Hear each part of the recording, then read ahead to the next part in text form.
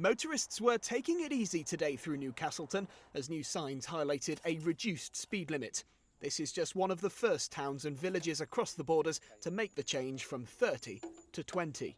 Well, I'm just pulling into Newcastleton now, and that 10-mile-per-hour change has really made a difference. It certainly feels a lot slower. Now, the council say that not only will this make the roads safer, but it will also improve the environment because they hope it will encourage more people to maybe choose to pick up their bike or go on a walk instead.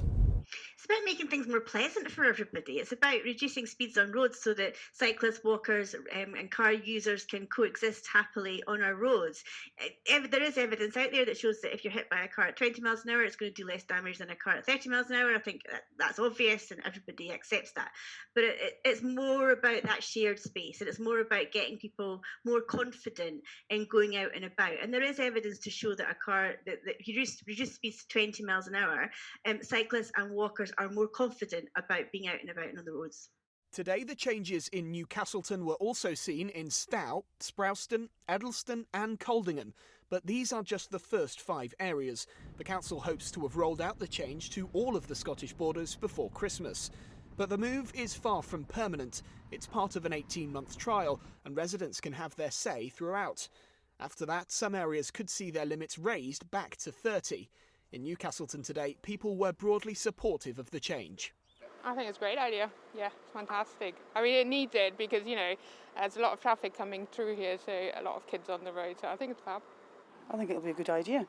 Slow the traffic down. As the road ends, as you're coming out, they're quite tricky to get out the road ends.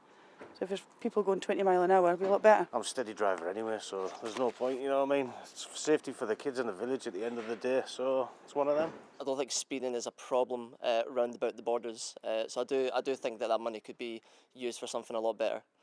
The scheme is being funded thanks to a £1.2 million investment from the Scottish Government's Spaces for People programme, but the Alliance of British Drivers thinks the money would be better spent elsewhere.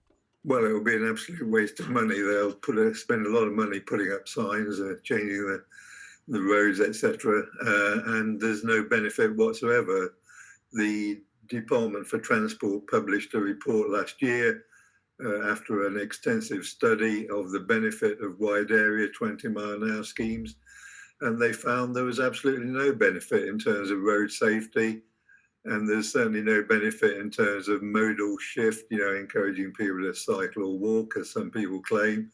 So it's just pointless, and they haven't looked at the evidence. Police Scotland say they're committed to improving road safety and that officers will continue to routinely carry out speed checks. So from today, the Scottish borders will be a slower and perhaps a safer place. Lewis Warner, ITV News, Newcastleton. Perfect, guys. Thank you. Perfect.